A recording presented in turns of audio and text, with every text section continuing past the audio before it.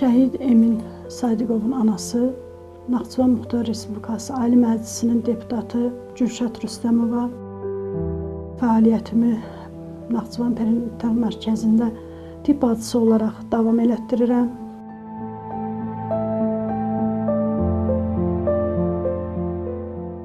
...1975-ci ildə Şahbuz rayonunun Şahbuz kəndində fəhlə ailəsində doğulmuşam. Biz 4 bacı, 2 qardaş olmuşuq ailədə. Mən evin 4-cü uşağı olmuşam və biz ata-ana sevgisi ilə böyümüşük. Ən çox müəllim olmaq istəyirdim. Amma talih elə gətirdi ki, mən tibb bacısı oldum və ailə qurduqdan sonra mən işləmədim. Eminin 4 yaşı olduqdan sonra mən işləməyə başladım. Çox yaraları sardım, ancaq yəni ən necə deyərlər, çətini övladını şəhid vermiş ananın yarasıdır. Yəni o heç vaxt sağalmır.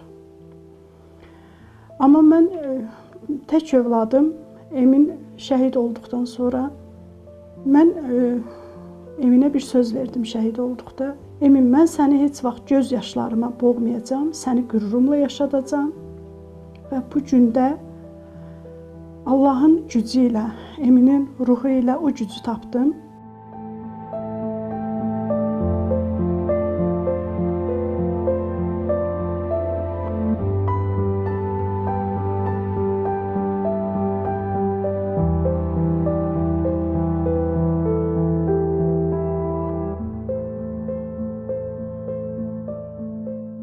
Emin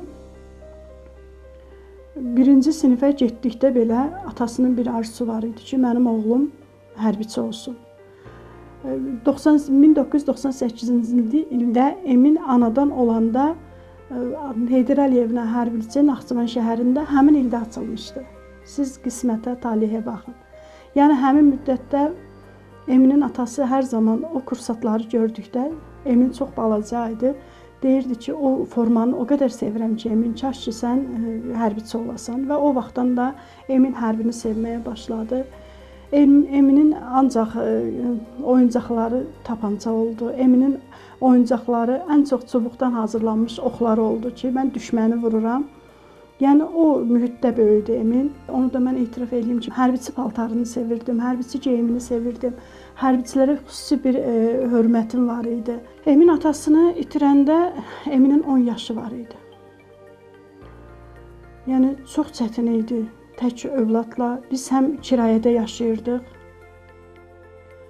Çox çətin idi balaca bir uşaqla kirayədə qalmaq, başsız qalmaq. Yəni, çox çətin idi, amma Allah bizə güc verdi və Emin həmin andan mən deyərdim ki, Emin böyüdü. 10 yaşında uşaq bəlkə də 20-25 yaşında bir düşüncə ilə yanaşdı. Atasının arzusu ilə hərbiyə getməyi seçdi. Mən də onun o arzusuna qarşı çıxa bilmədim. Hətta Emin Bakının akademiyanı qutarıb gələndə, zabit olduqda o paltarda atasının məzarına getdi və orada atasına hərbi salam verib, ata mən zabit oldum, dedi.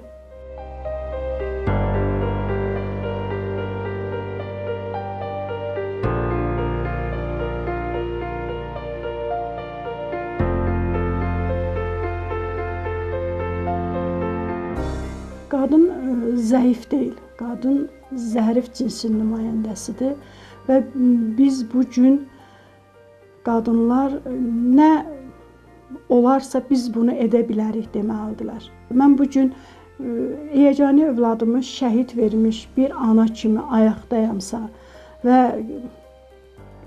cəmiyyət içərisindəyəmsə, işimdəyəmsə, demək ki, başqa bir dərd ola bilməz. Yəni, qadınlar güclü olmalıdır. Qadınlar heç vaxt heç nəyə boyun əyməməlidirlər. Qadınlar, Azərbaycan qadını da ən çox milli adətlərimizə, ənənələrimizə sahib çıxmalıdırlar ki, onların böyütdükləri övladlar da onu davam eləsinlər.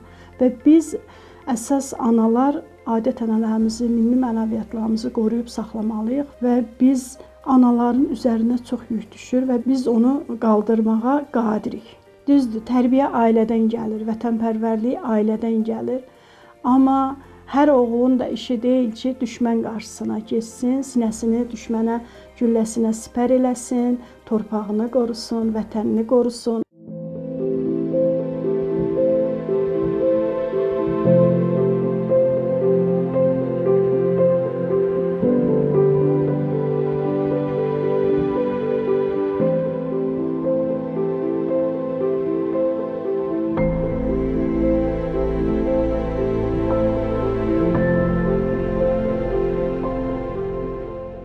Şəhid anası olmaq çox çətindir. Yəni hələ də yeganə balamı şəhid verəsən. Amma mən bu günə kimi də Emin şəhid olduğu gündən də deyirəm ki, mən övladsız deyiləm, mən oğulsuz deyiləm. Azərbaycanın seçilmiş oğlanları, qızları mənim övladımdır. Şəhid bacıları, qardaşları, yarları, övladları mənim övladımdır. Və bunu mən qürurla deyirəm.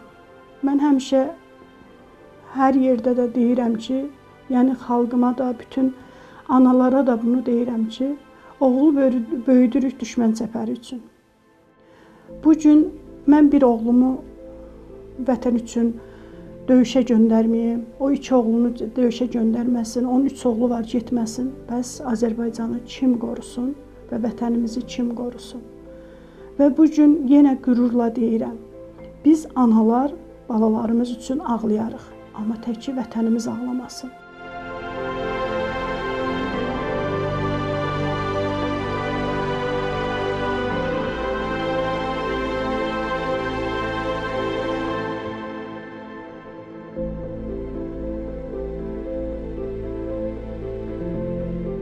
Qadın imandır, qadın duadır.